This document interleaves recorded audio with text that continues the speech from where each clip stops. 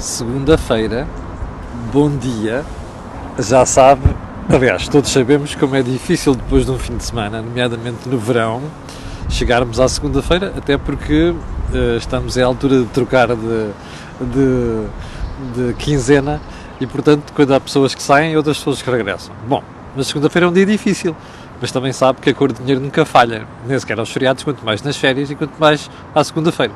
Já percebeu? Estamos a falar da cor do dinheiro do dia 12 de agosto do ano da graça de 2019.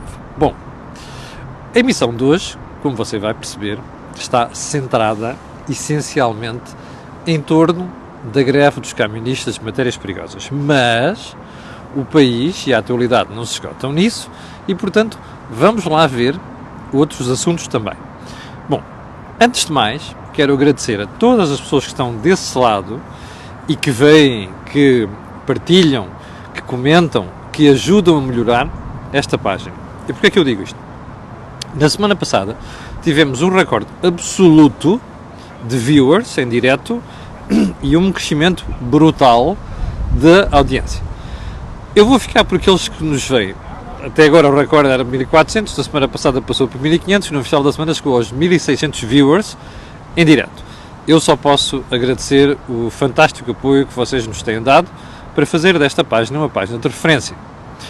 Segundo ponto, dizer que quem no fim de semana me escreveu a fazer variadíssimas sugestões, algumas delas espetaculares, com as quais, perspectivas que eu nem sequer tinha pensado, que mostra que há pessoas desse lado que levam isto a sério e o seu contributo também.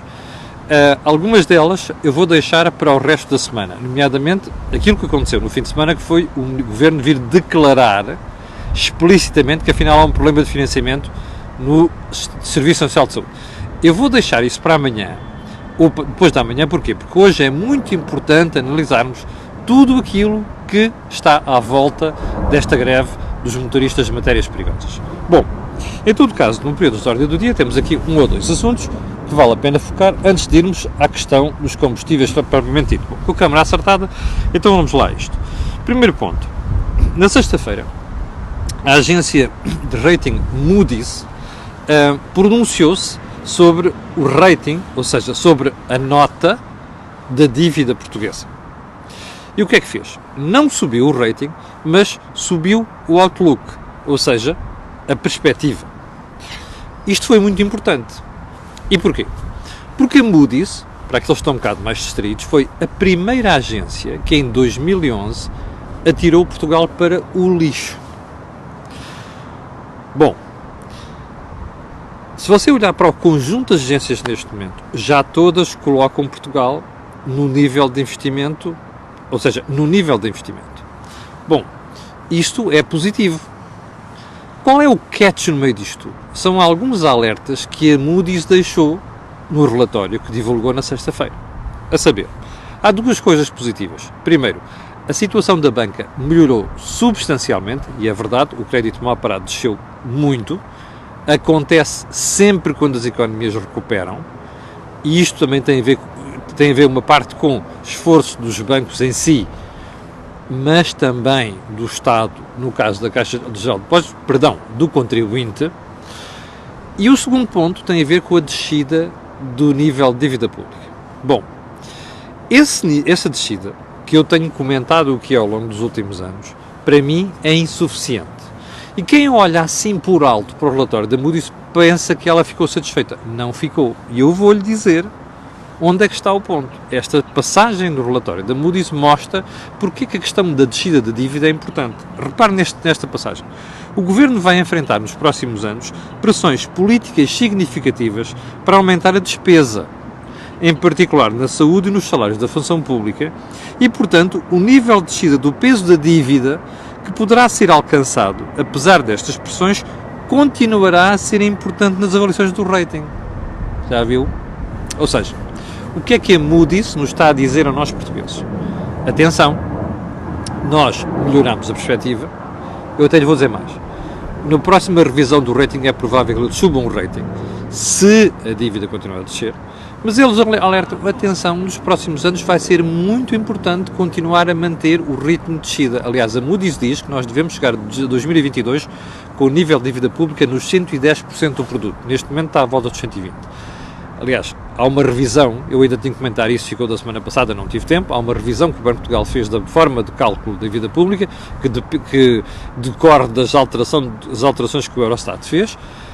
Portanto, em relação a este ponto, quero dizer uma coisa. Você recorda-se que o Sr. Ministro das Finanças, quando apresentou o Programa de Estabilidade, disse que nós poderíamos chegar a 2022 com a dívida nos 100% de produto. Não pode. Isso garanto. Com o atual nível de descida, não pode. Qual é o catch aqui para mim?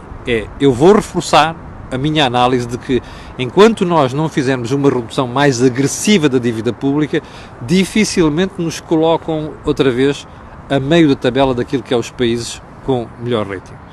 E até lhe vou dizer mais. Aquele rating que nós tínhamos em 2011, para voltarmos a ter, eu há 2 anos pensava que eram 10 anos. Neste momento não tenho dúvida que não vai ser nem 10 anos, nem 15, por atual ritmo de descida da dívida pública. Bom, feito este alerta, vamos a um segundo ponto, que não está aí escrito na agenda, mas o Sr. Ministro das Finanças, no fim de semana, na sexta-feira, aliás, depois de conhecer o valor do rating, alguém lhe perguntou, então, e aquela coisa de nomeação dos comissários para a Comissão Europeia? Passa a redundância. Como se recorda, na sexta-feira o Público, um trabalho muito bom, fez uma referência a 2 pessoas que foram nomeadas ou escolhidas pelo Governo para entregar à Sra. Ursula von der Leyen. Não foram 2, foram 4, mas o Público divulgou 2, Elisa Ferreira e Pedro Marques, e perguntaram ao Sr. Ministro das Finanças, então, como é que se sente? E o Sr. Ministro das Finanças vira-se e diz assim, isto são decisões do Governo, não é do Ministério das Finanças. A gente já sabe isso. A questão não é essa. A questão é que Centeno está um bocadinho... não sai muito bem desta história toda. Já não saiu bem da história da nomeação para a Direção-Geral do Fundo Monetário Internacional, para onde ele queria mesmo ir, e agora percebe-se porquê. Ele está a sentir o terreno a fugir-lhe debaixo dos pés. Havemos de voltar a isso com alguma calma, mas o Ministro das Finanças diz que o que ele gosta é de apresentar bons resultados. Seguramente. Eu tenho aqui um desafio para o meu querido Mário Centeno. Faz hoje 4 anos que eu entrevistei no programa A Cor do Dinheiro, para a RTP. Só um pormenor. Eu quero ver o meu querido Mário Centeno a dizer estas coisas quando a economia der a volta, ok? Porque as economias dão sempre a volta, nunca se mantêm cá em cima. E por falar nisso, os últimos sinais da economia mundial não são muito encorajadores. Havemos de voltar a isso esta semana. Bom, então vamos lá, o segundo ponto desta história. Vou deixar esta história do artigo de Financial Times sobre Portugal por causa dos imigrantes. Havemos de voltar para isto, não é uma coisa crítica, havemos de voltar a isto, estamos a ficar sem tempo. E mais um pormenor último, muito importante. O Banco de Portugal penalizou a Hora Financial. Você recorda-se uma semana passada, há um mês ou 2, eu avisei aqui que era preciso ter muito cuidado com subscrever obrigações de empresas. E dei um exemplo. A Hora Financial não pagou a dívida, pediu um adiamento, e o que é que o Banco de Portugal fez? Disse, acabou, vocês já não podem ser instituição de crédito. Número 1. Número 2. Não pagam mais nada a não ser despesa corrente, porque tem que se garantir que pagam aos seus credores. Até que enfim. Banco de Portugal a fazer aquilo que deve fazer. CMVM não foi tão longe, mas eu acho que devia ter ido. Porque nós não podemos ter empresas que emitem obrigações e depois não os conseguem pagar, ou não os pagam, ou então pedem adiamentos, e depois continuam a desempenhar normalmente a sua atividade. Não pode ser, na altura eu comentei isso aqui, ainda bem que esta decisão surgiu. Então vamos lá, a agenda que tem a ver com... Melissa pessoas em direto, obrigado. Então vamos lá então a nossa agenda, que vai começar precisamente com a greve de matérias perigosas. Eu não sei se reparou, mas o Governo montou um show espetacular, o que confirma, aliás, que o Partido Socialista não brinca em serviço. E o Primeiro-Ministro não brinca em serviço. Eu ontem tinha chegado lá do Norte e ligo a televisão para ver os telejornais e fiquei impressionado. Porque aquilo foram mais de 20 minutos de Costa, o homem salvador, que está a par de tudo. Em matéria de proteção civil, em matéria de distribuição de combustíveis, lá estava ele, na entidade nacional, não é, do setor, a ver os planos, a conhecer a situação, a tomar o pulso ao problema, a fazer perguntas. Bom, espetacular, aquilo parecia o António Costa aplicado, aluno aplicado, não é? Que estava a inteirar tudo e mais alguma coisa. eu acho muito bem que o nosso Primeiro-Ministro, seja ele quem for, numa situação destas, se inteira das coisas, os problemas acompanhe. Agora, não é preciso fazer aquele show-off todo. Já percebeu, aliás, vai perceber pela análise de hoje, que a maior parte dela é sobre isto, está-se a confirmar aquilo que lhe disse nas últimas 2 semanas, que era, o Governo estava a entalar e está a entalar o sindicato e os motoristas. E mais, o Governo está a fazer disto uma prova de, bom, stick and the carrot, ou seja, a cenoura e o bastão. Mas já lá vamos. Bom, segundo ponto. A mensagem-chave do Primeiro-Ministro foi esta. Bom, eu quero recordar a Vossas Excelências que, se for preciso declarar a requisição civil, aliás, se não cumprirem os serviços mínimos, levam como requisição civil. Se não cumprirem a requisição civil, isso aí as autoridades têm autoridade para fazer, têm mandato para fazer aquilo que têm de fazer. Bom, e mais, recordar uma coisa importante, e é bom, e nesse aspecto eu acho bem que Costa tenha feito isto, é dizer assim, meus senhores, quem não acatar uma requisição civil está a cometer um crime de desobediência qualificada. Bom, desobediência qualificada, quero recordar a Vossas Excelências, é um tipo de crime que está no Código Penal que dá pena de prisão até 2 anos. Você sabe que no passado já houve requisições civis. E sabe também que houve pessoas que não cumpriram. Eu nunca vi essas pessoas condenadas por desobediência qualificada. É pena. Mas eu espero bem que desta vez, se isso acontecer, e como eu disse na semana passada, se acontecerem bloqueios do Diabo 4, a única solução para mim é bastão em cima das pessoas, ok? Bom, mas tudo isto, como você percebeu, faz parte de um show-off brutal e espetacular para passar essa imagem. Eu já vou pegar na questão da imagem. Bom, 1.300 pessoas em direto, obrigado pelo seu apoio.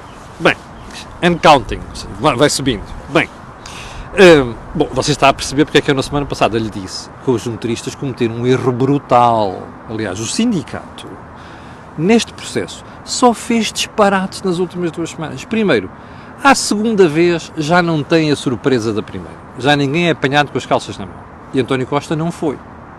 Segundo, o Governo preparou as coisas muito bem. Aliás, o plano montado é de se tirar o chapéu.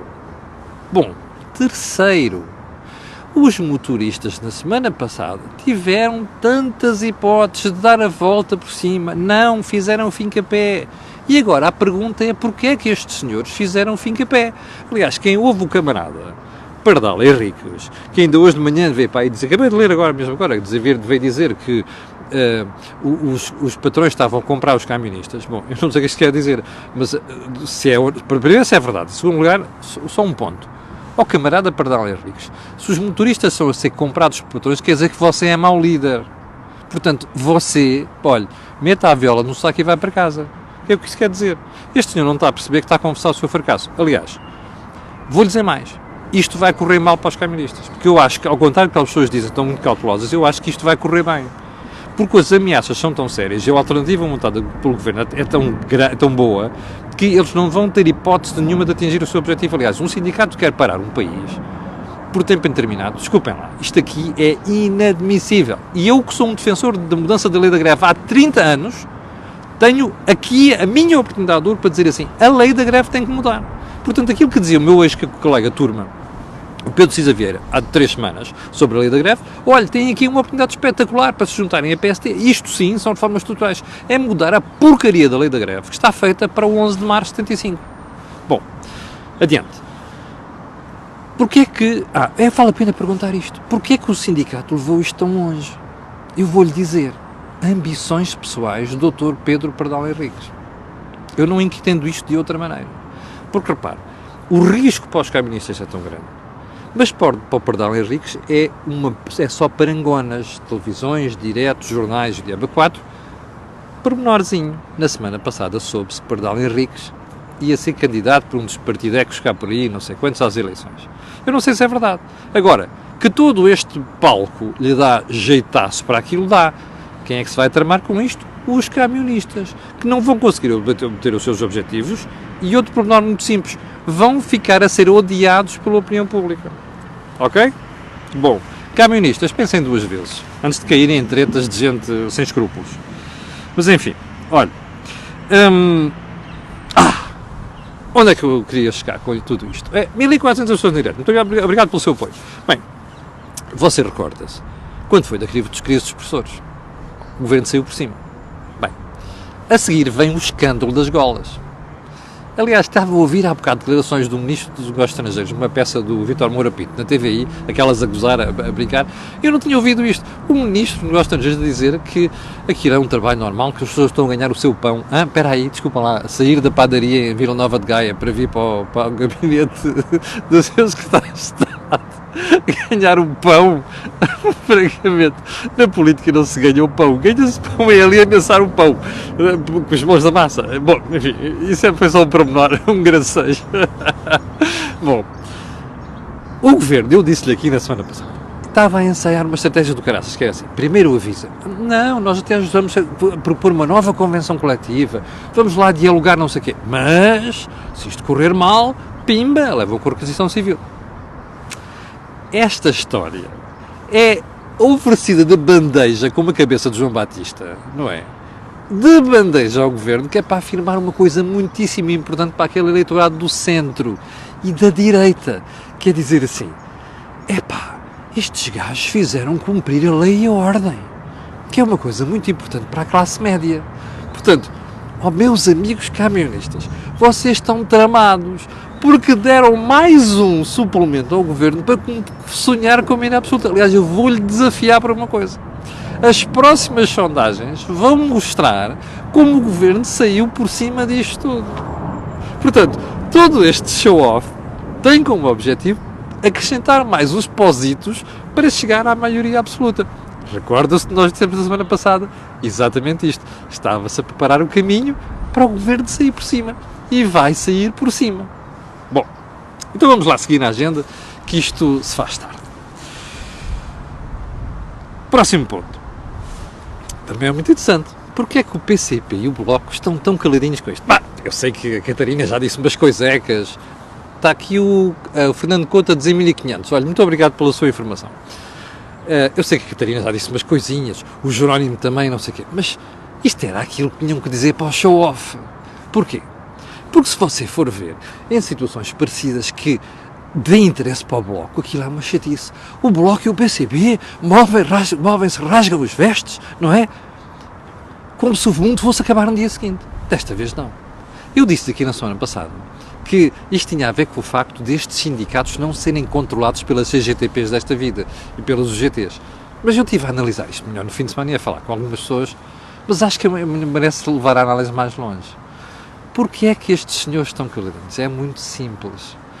Porque eles não querem aparecer ao lado do sindicato de forma inequívoca, porque sabem que o Primeiro-Ministro está a sair por cima disto tudo, e mais, se eles se puserem inequivocamente ao lado do sindicato, e o sindicato vai perder, o Bloco e o PCP também surgem como perdedores. Portanto, estariam a dar ao PS mais uns positos, ainda mais, para aquela maioria absoluta. Está a perceber isto? Olhe, você que vota nesta minha gentinha, pense duas vezes, ok? Porque isto é política ao nível mais rasca que há. Bom, sigamos para mim, que ainda há mais coisas na agenda. Bom, terceiro ponto, vamos mudar de assunto. Já chega de greve, vamos mudar de assunto. Bom, nós soubemos no fim de semana que a ARS do Norte está a fazer uma auditoria ao Hospital de Braga. É o tal que vai deixar de ser parceria pública ou privada para passar para as mãos do Estado. O objetivo daquilo, deixa-me lá ver se está tudo bem aqui dentro. Eu acho muito bem. Olha, os equipamentos são aqueles que se falou, tirou-se alguma coisa ou não, comprou-se ou não, aquilo que se disse que comprou e que está cá corresponde à verdade. Acho muito bem. Só um pormenor. Era preciso divulgar isto. Deixa-me lá analisar isto bem. Espera aí. Quando a gente muda de regime ou de entidade, deve fazer uma auditoria. Sempre, é óbvio. Eu acho curioso é como isto surge agora e em cima das eleições. Deixa-me só fazer aqui uma previsão, ok? Eu sou muito maldoso às vezes, mas tenho razões para ser maldoso. São 32 anos de jornalismo onde aprendi muita coisa. Então é assim. Ou eu muito me engano, ou nas próximas semanas há de sair uma noticiazinha qualquer a dizer assim, afinal aquilo que a administração que teve ali a controlar, o Hospital de Braga diz, e aquilo que existe não é bem assim. Suspeito eu. Eu pedirei desculpa se não for assim. Mas suspeito que estamos aqui a fazer mais uma jogadinha que é para aparecer depois a fazer um figuraço do o SNS público, pá. Estão a perceber? É? Eu só faço uma pergunta. Em vez de perderem tanto tempo com estas coisas, porquê é que não perdem tempo a resolver os problemas que o SNS tem? Gravíssimos. Que a gente continua a ver todos os dias. Estão a perceber? Estes show-offs, a gente dispensa, eu sei que já há jeito depois para ter votos.